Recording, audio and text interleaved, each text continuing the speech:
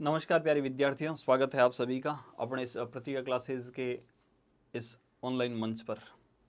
हम बात करेंगे प्यारे विद्यार्थियों ज्योग्राफी के संदर्भ में। लैब असिस्टेंट ज्योग्राफी की वैकेंसी है जो इन दिनों में बहुत अच्छी वैकेंसी है। जितने भी अपने ज्योग्राफी प्रेमी हैं उनके लिए बहुत अच्छी वैकेंसी है।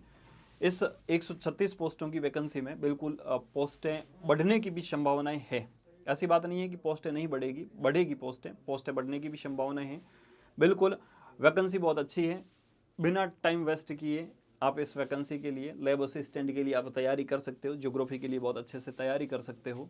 ठीक है, हमारी प्रतिज्ञा क्लासेज के अपने इस एप्लीकेशन के माध्यम से इस पूरे के पूरे लाइव फ्रॉम स्टूडियो बैच को भी आप खरीद सकते हो, तैयारी को और मजबूत कर सकते हो। आगामी दिनों में हमारी प्लानिंग ऐसी है कि बिल्कुल लैब असिस्टेंट के लिए एमसीक्यूज जितने भी है टॉपिक वाइज 66 टॉपिक है, उस 66 टॉपिक में से एमसीक्यूज के बेस पर पूरे के पूरे यूट्यूब पर क्लासें लाने की एक अच्छी प्लानिंग चल रही है और जल्दी आज या कल की तारीख में यह क्लासें भी आ जाएगी। प्यारे विद्यार्थियों, आज हम बात करेंगे, जैसा कि आप थंबनेल में देख रहे हो, लैब असिस्टेंट ज्योग्राफी का जो पार्ट बी है। पेपर एक ही होता है, 150 प्रश्न पूछे जाते हैं। इन 150 प्रश्नों में से जो आप देख सकते हो 50 जो प्रश्न हैं वो राजस्थान के संदर्भ में पूछे जाएंगे। राजस्थान की संस्कृति, कला संस्कृति, राजस्थान का इतिहास और राजस्थान का भूगोल पूछा जाएगा। बाकी जो 66 टॉपिक है उन 66 टॉपिक में आपको देखना है सिर्फ और सिर्फ 11th और 12th की ज्योग्राफी है उसको पूछी जाती है। हमारा जो लाइव फ्रॉम स्टूडियो बैच चल रहा है उसमें बिल्कुल एनसीईआरटी के बैच पर एनसीईआरटी को ध्यान में रखते हुए बहुत अच्छे से वो रिकॉर्ड हो रहा है। तो आप उसको जल्दी से परचेज कर सकते हो, तैयारी को मजबूत कर सकते हो, अपनी तैयारी में 4 चांद लगा सकते हो। ठीक है, तो बिल्कुल आज हम जो डिस्कस करेंगे प्यारे विद्यार्थियों, जैसा कि आप थंबनेल में देख रहे हो, बी पार्ट है। इस बी पार्ट के टोटल 5 भाग है। कितने भाग हैं? 5 भाग है। इन 5 भागों में से एक भाग है इंडिया का, भारत की ज्योग्राफी का है, भारत का भूगोल है। इस भारत के भूगोल में देखिएगा एक वैकेंसी है 2022 की। उस 2022 की वैकेंसी में कुछ 20-25 प्रश्न के आसपास प्रश्न पूछे गए थे। उस प्रश्नों को मैं आपके सामने लेकर आया हूं। जैसे क्या होगा, अपने है ना 20 से 25 प्रश्न अपने आप में बहुत ज्यादा मायने रखते हैं। पिछली बार अगर 23 प्रश्न पूछे गए थे, हो सकता है इस बार 20 प्रश्न पूछ लिए जाएं, हो सकता है इस बार 28 से 30 प्रश्न पूछ लिए जाएं। ठीक है, तो अपन सिर्फ और सिर्फ यहां पर सारांश की बात करेंगे कि भाई इस एग्जाम के लिए इंडियन ज्योग्राफी से उनकी अप्रोच क्या है, किस कंडीशन में यह प्रश्न पूछ सकते हैं। ठीक है, तो प्रश्नों का विश्लेषण करेंगे, प्रश्न कैसे पूछे गए हैं। तो बिल्कुल ध्यान रखिएगा, पार्ट बी और पार्ट बी का एक पार्ट है सिर्फ और सिर्फ भारत के भूगोल का। भारत के भूगोल में यहां पर 2022 में जितने भी प्रश्न पूछे गए हैं इन प्रश्नों का अपन विश्लेषण देखेंगे।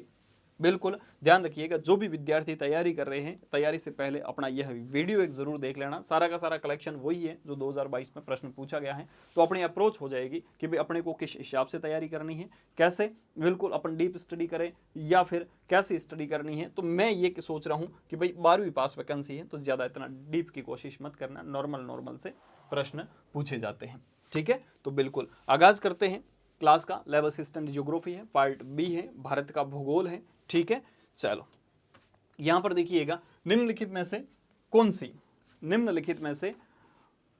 कौन सी श्रीलंका को भारत से अलग करती है। ठीक है, भारत के संदर्भ में पूछा गया है कि भाई श्रीलंका यह अपना भारत है, यह भारत है और यहां पर एक क्षेत्र स्थित है और एक देश है और इस देश का नाम है श्रीलंका। आपसे प्रश्न पूछा गया है कि श्रीलंका को भारत से अलग कौन करता है। तो एक 10 डिग्री चैनल है, कच्छ की खाड़ी है, खंबात की खाड़ी है और मन्नार की खाड़ी है। 10 डिग्री चैनल प्यारे विद्यार्थियों आपको ध्यान रखना है, 10 डिग्री चैनल है ना, यह अंडमान को निकोबार से अलग करता है। किसको अलग करता है? अंडमान को निकोबार से अलग करता है। निकोबार से अलग करता है। कौन करता है? तो 10 डिग्री चैनल है या फिर जल संधि है, यह अलग करती है अंडमान को निकोबार से। कच्छ की खाड़ी बिल्कुल गुजरात के तटीय क्षेत्रों में है। खंबात की खाड़ी कच्छ के तटीय ये गुजरात के तटीय क्षेत्रों में है। खाड़ी ध्यान रखिएगा, स्वतंत्र सागर नहीं होते हैं, खाड़ी होते हैं, वो 3 तरफ से स्थल भाग से घिरे होते हैं, इसलिए इनको खाड़ी कहा जाता है। जैसे कच्छ की खाड़ी, खंबात की खाड़ी, बंगाल की खाड़ी। बाकी सागर स्वतंत्र होते हैं, जैसे अपना अरब सागर बिल्कुल स्वतंत्र है। मन्नार की खाड़ी यहां पर यह स्थित है, भाई साहब ध्यान रखिएगा, यह मन्नार की खाड़ी है। कौन सी खाड़ी है? मन्नार की खाड़ी है। अपन यहां पर देखेंगे एडम ब्रिज वगैरह ये सारे के सारे यहीं पर रहते हैं, ठीक है। भारत और श्रीलंका के पश्चिमी तट पर स्थित है। पश्चिमी तट के बीच में मन्नार की खाड़ी है, गल्फ ऑफ मन्नार है, और मन्नार की खाड़ी पाक जल संधि स्थित है। यह दोनों सीमाओं को देखिएगा, अच्छे से देखना। यहां पर आपको जो दिख रही है ना, यह है भाई पाक जल संधि। क्या नाम है इसका? इसका नाम है पाक जल संधि। यह पाक जल संधि है।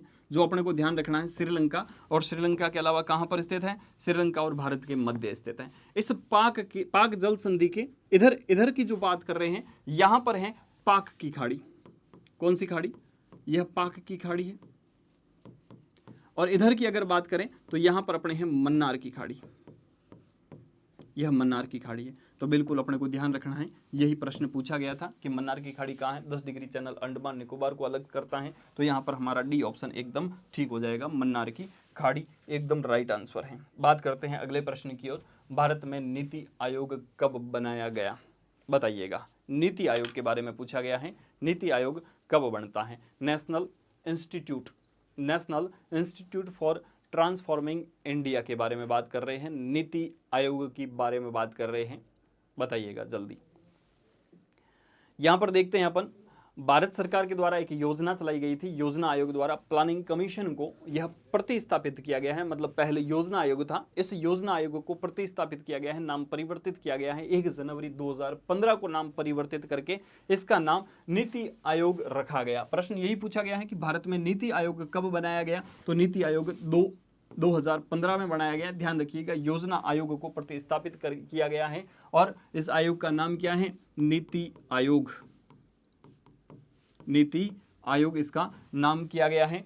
तारीख ध्यान रखनी है अपनी, 1 जनवरी 2015 को। 1 जनवरी 2015 को यह नीति आयोग भारत में अपने बिल्कुल बनाया गया। आगे देखते हैं अगला प्रश्न। भारत का अक्षांशीय विस्तार पूछा गया है। अक्षांशीय विस्तार, ग्लोब पर खींची गई ऐसी काल्पनिक रेखाएं जो बिल्कुल भूमध्य रेखा के समांतर उत्तरी ध्रुव और भूमध्य रेखा के दक्षिणी ध्रुव की तरफ चलती हैं, सारी की सारी अक्षांश रेखाएं कहलाती हैं। ठीक है। आपसे प्रश्न पूछा गया है कि 8 डिग्री 4 मिनट उत्तर और 38 डिग्री 7 उत्तर, 68 डिग्री 7 उत्तर और 97 डिग्री 25 उत्तर। तो यह उत्तर दक्षिण ठीक है, पर यहाँ पर अपना यह उत्तर का नहीं है, यह देशांतरीय विस्तार है। तो देशांतरीय पूर्वी देशांतर में स्थित है। ठीक है। उत्तरी अक्षांश के बारे में बात करते हैं। जल्दी से आंसर बताना है। 8 डिग्री 4 मिनट और 37 डिग्री 6 मिनट। यहाँ पर हमारा जो ये आंसर है ना, यह 8 डिग्री 4 मिनट और 37 डिग्री 6 मिनट उत्तरी अक्षांश, यह हमारा एकदम सही आंसर है। यह भी प्रश्न पूछा गया था अपने विगत 2022 के एग्जाम में पूछा गया था। अगला प्रश्न देखिएगा, भारतीय वन सर्वेक्षण का मुख्यालय कहां पर स्थित है? भारतीय वन सर्वेक्षण का मुख्यालय के बारे में पूछा गया है। भारतीय वन सर्वेक्षण, forest survey of India, FSI, है ना, भारत सरकार के पर्यावरण और वन और जलवायु परिवर्तन मंत्रालय के यह अधीन आता है। इसकी स्थापना होती है ना, इसकी स्थापना ध्यान रखिएगा, इसकी स्थापना होती है 1981 में, 1981 में होती है। आपसे पूछा गया है कि इस वन सर्वेक्षण का FSI का जो हेडक्वार्टर है, यह हेडक्वार्टर कहां पर है? तो ध्यान रखिएगा, उत्तराखंड का एक क्षेत्र है देहरादून, उत्तराखंड की राजधानी देहरादून में है भारतीय वन सर्वेक्षण का मुख्यालय स्थित है। यह भी प्रश्न पूछा गया था अपने 2022 के एग्जाम में। बहुत अच्छा प्रश्न है। निम्नलिखित में से कौन सा भारत पाक सीमा के संदर्भ में असत्य कथन है? बहुत अच्छा प्रश्न है। आपसे प्रश्न पूछा गया है कि असत्य कथन कौन सा है? यह एक अध्यारोपित रेखा है। अध्यारोपित का मतलब होता है अधिधन आरोपित, ऐसी रेखा जो किसी बाहरी शक्ति के द्वारा थोपी गई है। अधिधन आरोपित, थोपी गई है, अध्यारोपित रेखा है। ठीक है, क्योंकि हमारा जो क्षेत्र था ना, यह ब्रिटिश भारत के द्वारा अपने और बिल्कुल पाकिस्तान पर थोपा गया था। यह एक कृत्रिम रेखा है। एक होती है प्राकृतिक रेखा जो प्रकृति द्वारा निर्धारित होती है, जो किसी पहाड़ी के माध्यम से, जो किसी नदी के माध्यम से, है ना। तो यह कृत्रिम बिल्कुल रेखा है, प्राकृतिक रेखा नहीं है, कृत्रिम। इसका नाम रेड क्लिफ रेखा है। रेड क्लिफ का नाम मतलब ये होता है, सर सिरिल रेड क्लिफ ने इसका निर्धारण किया था। 15 अगस्त का समय था, 1947 का समय था।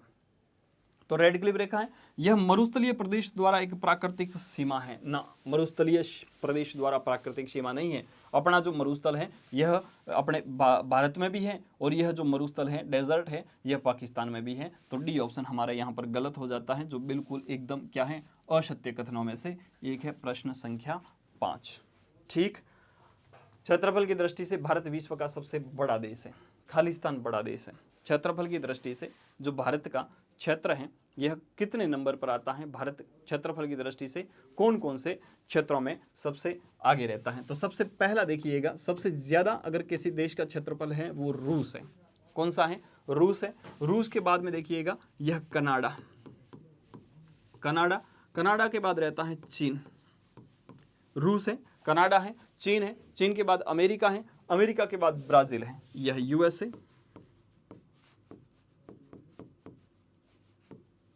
ब्राजील है, ब्राजील के बाद प्यारे विद्यार्थियों ऑस्ट्रेलिया, और ऑस्ट्रेलिया के बाद अपना प्यारा भारत। ठीक है, भारत 7वें नंबर पर हमारा रखता है यह स्थान, यह 7वें नंबर पर। ठीक है, क्षेत्रफल की दृष्टि से, सॉरी क्षेत्रफल की दृष्टि से भारत विश्व का सबसे बड़ा देश है, 7वां सबसे बड़ा देश है। विश्व में जितने भी देश हैं सबसे ज्यादा क्षेत्रफल रखता है रूस, रूस के बाद कनाडा, चीन है, अमेरिका है, ब्राजील है, ऑस्ट्रेलिया है, और ऑस्ट्रेलिया के बाद में फिर अगर बात करते हैं तो फिर अपनी बात होती है 7वें नंबर पर हमारे प्यारे भारत की। मंदाकिनी नदी गंगा नदी से आकर मिलती है। बहुत अच्छा है। देवप्रयाग, विष्णुप्रयाग, कर्ण प्रयाग और रुद्रप्रयाग में बहुत अच्छे अच्छे प्रयाग हैं, जो बिल्कुल अपनी जो क्लासेस चलती हैं उसमें बहुत अच्छे से इस डायग्राम को बनाया गया है, समझाया गया है। विष्णुप्रयाग में देखिएगा, विष्णुप्रयाग में मिलता कौन है, तो यहाँ पर एक नदी है जिसका नाम है अलकनंदा। कैसी? अलकनंदा। इस अलकनंदा से एक नदी मिलती है जिसका नाम होता है धौलीगंगा। कौन सी? धौलीगंगा। देवप्रयाग में कौन मिलता है, तो देवप्रयाग में भाई साहब मिलता है अलकनंदा। अलकनंदा के साथ मिलती है भागीरथी। भागीरथी कहां पर मिलती है, तो देवप्रयाग में। कर्णप्रयाग, कर्णप्रयाग ध्यान रखिएगा, कर्णप्रयाग में मिलता है अपना अलकनंदा से, अलकनंदा से पिंडार नदी आकर मिलती है। कैसी नदी? पिंडार नदी आकर मिलती है। और रुद्रप्रयाग ध्यान रखिएगा, इस अपनी अलकनंदा के साथ मंदाकिनी मिलती है।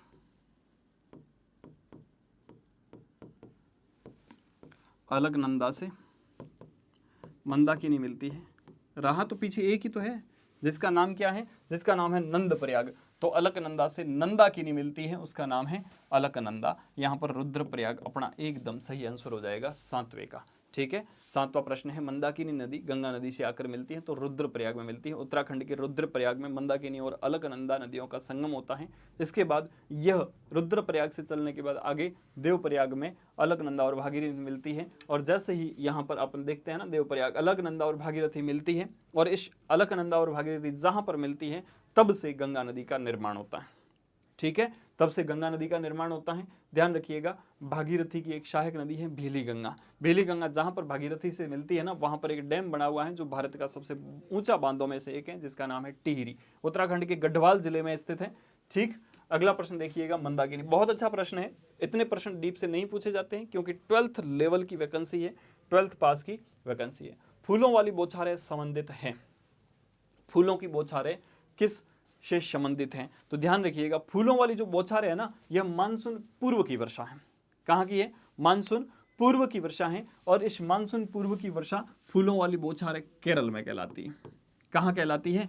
केरल में मानसून पूर्व की जो वर्षा होती है इसको कहा जाता है फूलों वाली बौछारें।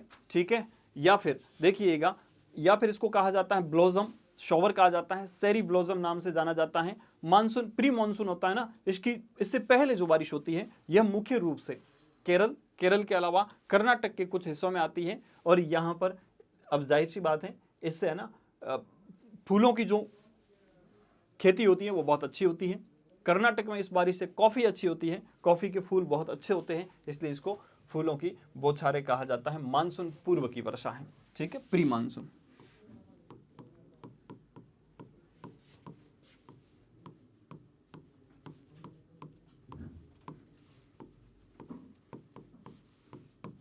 मानसून पूर्व की वर्षा कहा जाता है। अगला प्रश्न देखिएगा, सिंधु नदी को तिब्बत में किस नाम से जाना जाता है? सिंधु नदी बहुत इंपॉर्टेंट नदी है, बहुत इंपॉर्टेंट नदी है सिंधु नदी। तिब्बत हिमालय से निकलती है। एक ग्लेशियर है जिसका नाम है बोखरचू ग्लेशियर। कौन सा ग्लेशियर?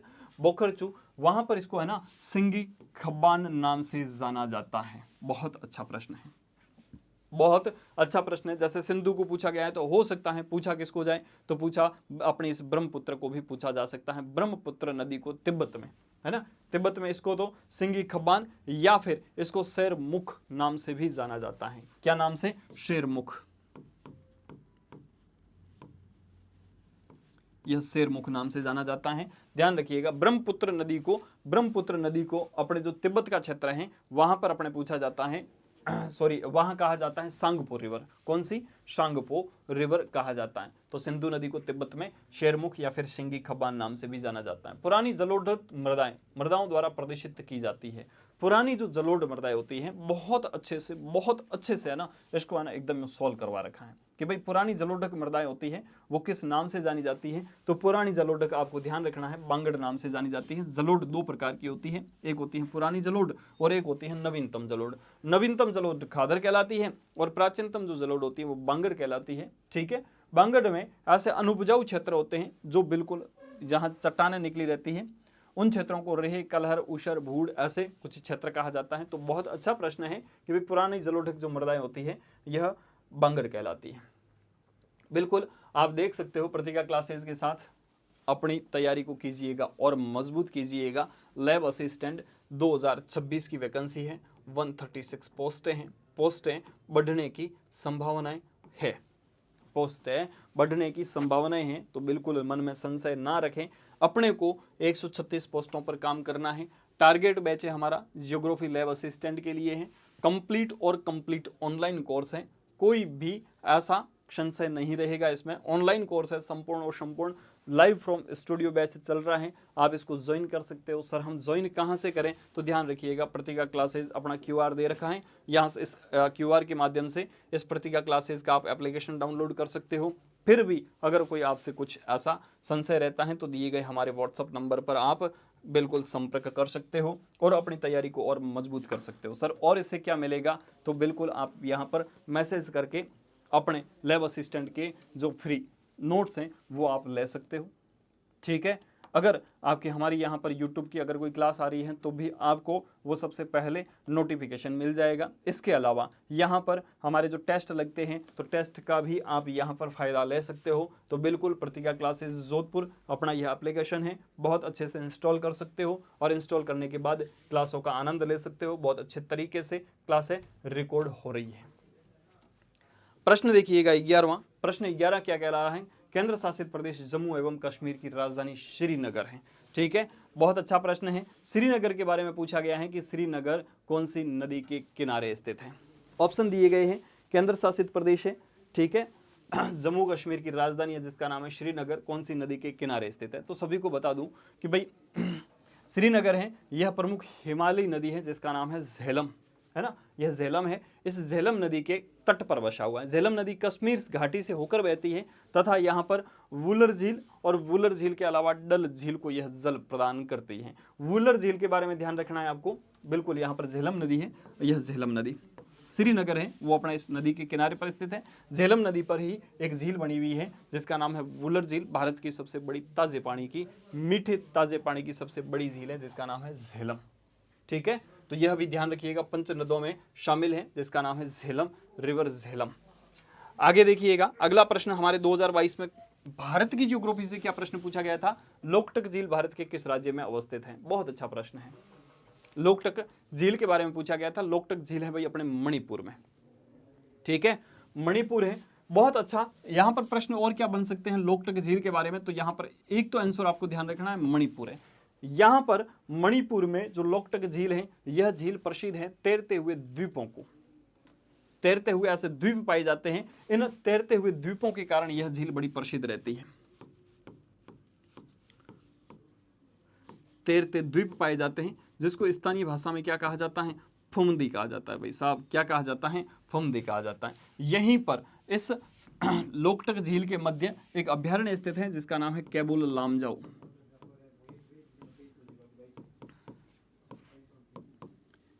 केवल लामजाओ नेशनल पार्क स्थित है। ध्यान रखिएगा, यहाँ पर संगाई हिरण पाए जाते हैं। संगाई हिरणों का यहाँ पर प्राकृतिक आवास है।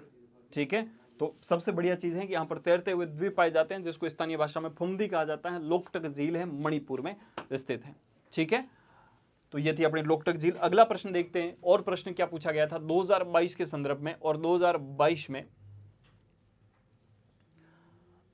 निम्नलिखित में से अभ्रक उत्पादक, निम्नलिखित में से अभ्रक उत्पादक के लिए कौन सा प्रसिद्ध नहीं है ना। इसका मतलब है 4 ऑप्शन दिए गए हैं, चारों में से 3 तो उत्पादक क्षेत्र है और चौथा एक ऑप्शन है जो नहीं दिया गया है। नेलोर बिल्कुल अभ्रक उत्पादक रखता है, भीलवाड़ा अपना अभ्रक उत्पादक रखता है, कालाहांडी और हजारीबाग। हमारा जो सही आंसर होने वाला है प्यारे विद्यार्थियों वो है कालाहांडी। मिनरल्स अपने खुद के टॉपिक है। ध्यान रखिएगा, यह जो कालाहांडी क्षेत्र है ना, यह ओडिशा का क्षेत्र है जो बॉक्साइट उत्पादन के लिए प्रसिद्ध है। कालाहांडी क्षेत्र किसके लिए है, तो यहां पर मैं लिख रहा हूं कालाहांडी ओडिशा में। क्यों प्रसिद्ध है, तो यह बॉक्साइट उत्पादन के लिए प्रसिद्ध है। बॉक्साइट उत्पादन के लिए प्रसिद्ध है। कालाहांडी क्षेत्र है, ओडिशा का है, न कि यह अभ्रक का है। बाकी सारे के सारे नेलोर है, भीलवाड़ा है, हजारीबाग है, सारे के सारे अभ्रक है। नेलोर अपना पड़ता है आंध्र प्रदेश में, भीलवाड़ा राजस्थान में है और हजारीबाग आप सभी जानते हो कहां पर पड़ता है, झारखंड में। ठीक है, यह झारखंड में पड़ता है। हजारीबाग, छोटा नागपुर का पठार, ये सारे के सारे। भीलवाड़ा अपने राजस्थान में और नेलोर अपना पड़ता है आंध्र प्रदेश में। ये लो साहब, बड़ा अच्छे से इसका भी देख लिया है। कालाहांडी बहुत बहुत इंपॉर्टेंट है। यह ओडिशा का एक क्षेत्र है जो बॉक्साइट उत्पादन के लिए बड़ा प्रसिद्ध रहता है। अगला प्रश्न देखते हैं यहाँ पर। अगला प्रश्न हमारा कौन सा है, निम्नलिखित में से कौन सा राज्य जिंक उत्पादन हेतु प्रसिद्ध है। जिंक के लिए बड़ा इंपॉर्टेंट है। और यहाँ पर अपन अगर बात करें तो कुछ ऐसे खनिज हैं जिसमें राजस्थान अपना एकाधिकार रखता है। जिंक को ध्यान रखिएगा, जस्ता भी कहा जाता है। ठीक है, यहां पर देखते हैं जिंक का प्रमुख उत्पादक क्षेत्र अपना राजस्थान है। नो डाउट राजस्थान जिंक उत्पादन का सबसे प्रथम या फिर एकाधिकार रखने वाला है। कौन कौन से ऐसे खनिज है, एक खनिज है जिसका नाम है वोलेस्टोनाइट। ठीक है, दूसरा अपन देख सकते हैं जिंक, सीसा जस्ता, सीसा जस्ता। ठीक है, और एक खनिज है जिसका नाम है सेलेनाइट। यह एकाधिकार रखते हैं। बाकी ऐसे भी खनिज है जो 90% 95% के आसपास होते हैं। तो ध्यान रखिएगा, अपने संपूर्ण भारत में राजस्थान जिंक, जिसको जस्ता भी बोलते हैं, उसका सबसे बड़ा उत्पादक राज्य है। यहाँ पर जिंक हेतु जो प्रमुख खदानें हैं वो खदानें हमारी कौन सी है, तो जावर क्षेत्र है जो उदयपुर में है, रामपुरा अगुचा है। यहाँ पर प्रमुख सीसा जिंक उत्पादन से संबंधित यह रखती है। ठीक है, जिंक, सीसा जस्ता है, सेलेनाइट है, जास्पर है, ये संपूर्ण चीजें। अंकलेश्वर तेल क्षेत्र गुजरात के किस जिले में स्थित है। अंकलेश्वर के बारे में बात हो रही है, अंकलेश्वर के बारे में पूछा गया है। अंकलेश्वर एक तेल खनन क्षेत्र है। ध्यान रखिएगा, अपने राजस्थान क्रूड ऑयल का सबसे बड़ा उत्पादक क्षेत्र है। और यहाँ पर क्रूड ऑयल अभी अपने यहाँ पर रिफाइनरी बनी हुई है। बाकी जब रिफाइनरी नहीं थी तो अपना तेल इस अंकलेश्वर के क्षेत्रों में सलाया गुजरात तक जाता था। ठीक है, संत तुकाराम आपटे हेटेड एक तेल पाइपलाइन परियोजना थी, उसके माध्यम से जाता था अपने नागाना से लेकर शलाया गुजरात तक। तो आपको बताना है कि किस जिले में स्थित है। अंकलेश्वर ध्यान रखिएगा गुजरात का एक क्षेत्र है जिसका नाम है भरूच, है ना, भरूच जिले में स्थित है। भरूच जिले में स्थित है और महत्वपूर्ण तेल मतलब पेट्रोलियम उत्पादक क्षेत्र है। ठीक, इसके अलावा और भी अंकलेश्वर के आसपास अलियाबैट, दलियाबैट, खड़ियाबैट, सारे के सारे यह तेल खनन क्षेत्र हैं। तो अंकलेश्वर अपने भरूच में पड़ता है, तो यह भी अपने को बहुत अच्छे से ध्यान रखना है। अगर अंकलेश्वर का पूछा गया है तो हो सकता है आगे आपको डिगबोई का पूछा जाए। डिगबोई असम वाला क्षेत्र। अपने से राजस्थान का पचपदरा भी पूछा जा सकता है कि भाई पचपदरा रिफाइनरी है राजस्थान के किस जिले में स्थित है। ठीक है, तो बहुत सारे यूं इस हिसाब से यहाँ पर अपने को एक आइडिया आ जाएगा कि कौन से प्रश्न है वो किस हिसाब से प्रश्न पूछे जाते हैं। ठीक है,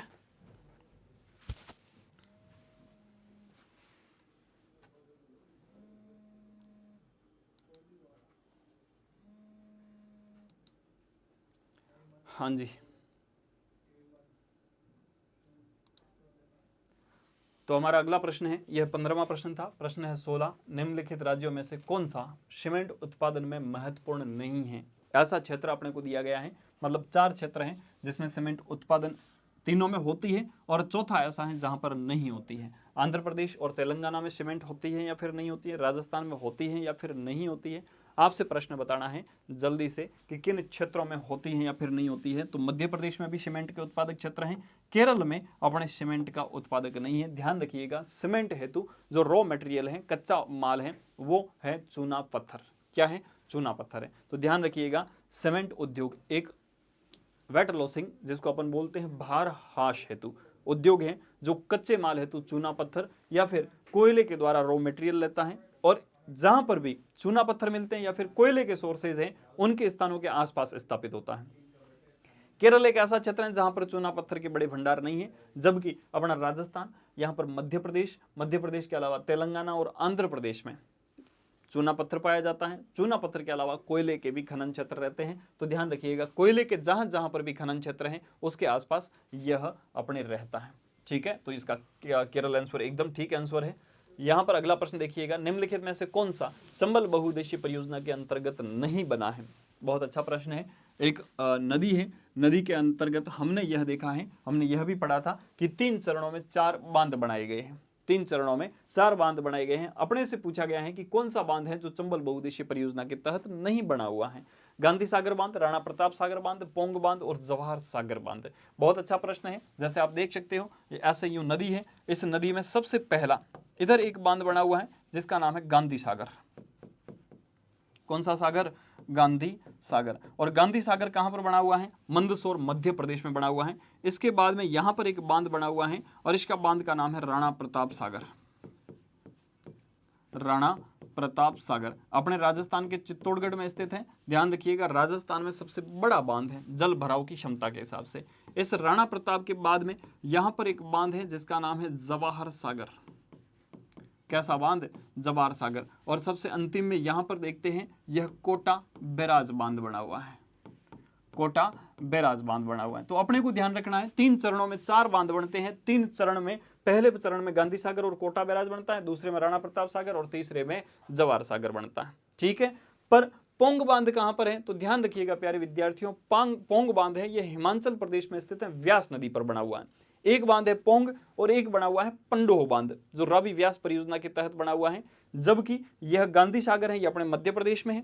राणा प्रताप सागर, जवाहर सागर और कोटा बैराज अपने राजस्थान में। तो यहां पर अपना सही आंसर हो जाएगा पोंग बांध। पोंग के अलावा पंडोह बांध भी रहता है, जो रवि व्यास परियोजना के अंतर्गत आता है। निम्नलिखित में से भारत के किस राज्य में सर्वाधिक चाय का उत्पादन होता है? सर्वाधिक चाय का उत्पादन कहां पर होता है? असम में, बिहार में, पश्चिम बंगाल में या फिर तमिलनाडु के क्षेत्रों में चाय का उत्पादन सर्वाधिक होता है? जल्दी से बताइएगा। यहां पर जो अपना है ना, सबसे ज्यादा जो चाय का उत्पादन होता है वो प्यारे विद्यार्थियों, बिहार तो नहीं हो सकता है, तमिलनाडु भी नहीं हो सकता है, असम में सर्वाधिक चाय का उत्पादन होता है। और असम चाय उत्पादन में भारत का सबसे अग्रणी प्रथम स्थान रखता है। देश के कुल उत्पादन का यह लगभग आधा हिस्सा अकेले असम का मतलब ब्रह्मपुत्र घाटी में यह पैदा करता है। ठीक है, तो असम का क्षेत्र है सर्वाधिक चाय, और सर्वाधिक चाय में हम क्या लिखेंगे? यह होता है सबसे ज्यादा ब्रह्मपुत्र घाटी में। सबसे ज्यादा कहां पर होता है? ब्रह्मपुत्र घाटी में इस अपने चाय का उत्पादन सबसे ज्यादा होता है। अगला प्रश्न देखते हैं, और हमारे इस संदर्भ में कैसे प्रश्न आए थे? बजाज सागर बांध किस नदी पर बना हुआ है? यहां पर देखिएगा, ज्यादा इतना नहीं है कि भाई इंडिया ज्योग्राफी से देख लो, कम से कम तीन प्रश्न तो अपने राजस्थान से पूछे गए, राजस्थान के सेगमेंट से पूछे गए, कुछ बहुउद्देशीय परियोजनाओं के बारे में। हो सकता है इंदिरा गांधी नहर के बारे में भी पूछ ले, क्योंकि बड़ी नहरों में से एक है। ठीक है, यहां पर अगला प्रश्न आप देख सकते हो, बजाज सागर बांध, जिसका नाम है माही बजाज सागर बांध, किस नदी पर बना हुआ है? तो अपनी माही नदी पर बना हुआ है। किस नदी पर बना हुआ है? माही नदी पर बना हुआ है। ठीक है, बहुत अच्छा प्रश्न है। माही नदी पर बना हुआ है और जिसका नाम है माही बजाज सागर। ध्यान रखना, माही बजाज सागर में यह राजस्थान का सबसे लंबा बांध है। कितना लंबा है? तो बहुत लंबा है, 3109 मीटर इसकी टोटल क्या है? लंबाई है। ठीक है, बहुत अच्छा प्रश्न है। और यह जो परियोजना है ना, माही बहुउद्देशीय परियोजना है, जो राजस्थान और गुजरात की संयुक्त परियोजनाओं में से एक है। अगला प्रश्न है हमारा, बहुत अच्छा प्रश्न पूछा गया है कि भारत में मरु विकास कार्यक्रम कब शुरू किया गया? भारत में मरु विकास कार्यक्रम, बड़ा अच्छा प्रश्न है। यह भी अपने राजस्थान के संदर्भ में, इसको भी हम पढ़ते हैं, मरु विकास कार्यक्रम। और यह मरु विकास कार्यक्रम हमारा रहता है 1977-78 में, 77 और 78 में। डेजर्ट डेवलपमेंट प्रोग्राम, जिसको DDP के नाम से भी जाना जाता है, भारत सरकार द्वारा 1977 और 78 में मरुस्थलीकरण को रोकने हेतु और मरुस्थलीय क्षेत्रों में जो पारिस्थितिकी संतुलन को बनाए रखने के उद्देश्य से यह मरु विकास कार्यक्रम 1977 और 78 में प्रारंभ किया गया था। भारत में लौह इस्पात कारखाने के निम्नलिखित समूहों में से किसकी स्थापना स्वतंत्रता के बाद की गई है? बहुत अच्छा प्रश्न है। आपसे प्रश्न पूछा जाएगा कि यहाँ पर यह प्रश्न पूछा गया है कि लौह इस्पात कुछ कारखाने हैं, इस लौह इस्पात कारखाने में कौन से समूहों की स्थापना स्वतंत्रता के बाद की गई है? बताना है आपको। जमशेदपुर भिलाई, बोकारो जमशेदपुर, भिलाई राउरकेला या फिर विश्वेश्वरैया दुर्गापुर का। तो यह हमारा जो सही आंसर होने वाला है यह भिलाई राउरकेला। इसकी जो स्थापना होती है यह स्वतंत्रता के बाद होती है। चलो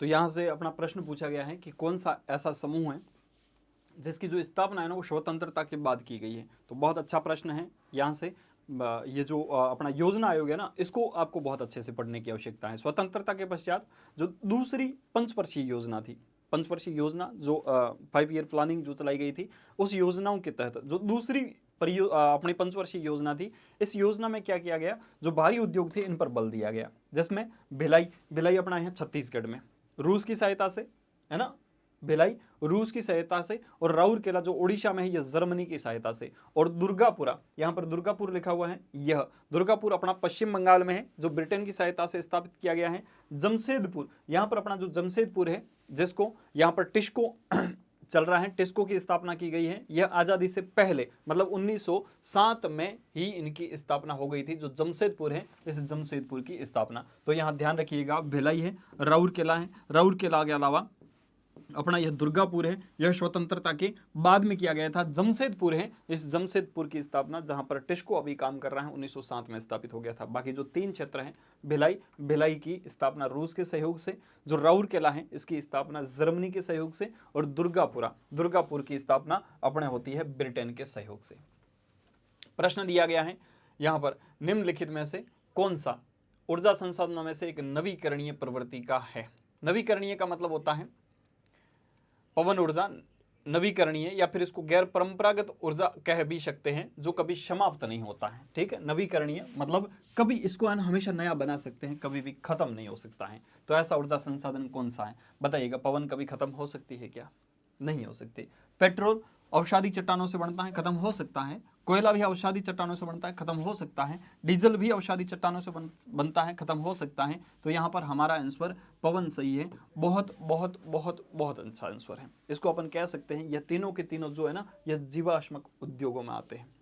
ठीक है, जीवाश्म उद्योगों में आते हैं। और पवन है ना, यह अनवीकरणीय है। अनवीकरणीय का मतलब होता है इसको नया नहीं बना सकते, इसको नया नहीं बना सकते हैं। ठीक है, तो यह थे प्यारे विद्यार्थियों हमारे प्रश्न 22 प्रश्न। और 22 प्रश्न जो पिछला 2022 में लैब असिस्टेंट ज्योग्राफी का जो पेपर था उसमें 22 प्रश्न इंडिया ज्योग्राफी के पूछे गए थे। तो बिल्कुल आपसे यही कहना चाहूँगा कि आप अगर पढ़ रहे हो, ज्योग्राफी की तैयारी कर रहे हो, तो बिल्कुल सेगमेंट के हिसाब से करिएगा। 5 पार्टों में इसको डिवाइड किया गया है। ठीक है, 5 पार्टों में सबसे पहले कौन सा पार्ट पढ़ना है, उसके बाद कौन सा पढ़ना है, उसके बाद 5 भागों में अपने ज्योग्राफी लैब असिस्टेंट की कंप्लीट हो जाएगी। हमारी जो ज्योग्राफी चल रही है अपने जो लाइव फ्रॉम स्टूडियो में चल रही है, लाइव फ्रॉम स्टूडियो के बैच में अभी हम भारत का भूगोल कर रहे हैं। ठीक है, और लगभग आज या कल में वो समाप्त हो जाएगा। और समाप्त होने के बाद में हम बिल्कुल एक और सेगमेंट लेंगे और ज़्यादा इतना बहुत अच्छे से करने की कोशिश कर रहे हैं। और इसके अलावा इस वीडियो के अलावा यह जो अपन आज देख रहे हैं, यहाँ पर अपन ने आज किया है भारत को डिस्कस। ठीक है, भारत को डिस्कस करने के बाद कल या फिर कल की क्लास जो रहेगी हमारी वो फिजिकल पार्ट की रहेगी। भौतिक प्रदेश जो फिजिकल ज्योग्राफी है उस फिजिकल ज्योग्राफी में करवाया जाएगा। और फिजिकल के बाद मानव भूगोल, मानव के बाद में हम करेंगे यहाँ पर जो भी अपनी प्रैक्टिकल ज्योग्राफी है, प्रैक्टिकल ज्योग्राफी या फिर जो पर्यावरण पारिस्थितिकी की ज्योग्राफी है उसको भी हम डिस्कस करेंगे। तो प्यारे विद्यार्थियों, आप बिल्कुल प्रतिज्ञा क्लासेस के साथ जुड़िएगा। अगर जितने भी विद्यार्थी लैब असिस्टेंट के लिए नए हैं, अपने इस चैनल को सब्सक्राइबर करना है। सब्सक्राइब करने के बाद में आपको हमेशा और हमेशा नया नोटिफिकेशन मिलता रहेगा। लैब असिस्टेंट की तैयारी को और 4 चांद लगाने के लिए अपना प्रतिज्ञा क्लासेस एप्लीकेशन आज ही डाउनलोड करिएगा और उस पर लैब असिस्टेंट का कोर्स आप परचेज कर सकते हो। बिल्कुल तो आज के लिए इतना ही रहेगा। कोशिश करूंगा बहुत जल्दी अपनी और भी क्लासें आए यूट्यूब पर। मैं खुद चाहता हूं कि MCQs करवाए जाएं, जिससे आपकी तैयारी हर विद्यार्थी को प्रतिज्ञा क्लासेस की तरफ से बहुत अच्छा फायदा होना चाहिए। ठीक है, बहुत बहुत शुक्रिया। अच्छे रहिए, मस्त रहिए और पढ़ते रहिए।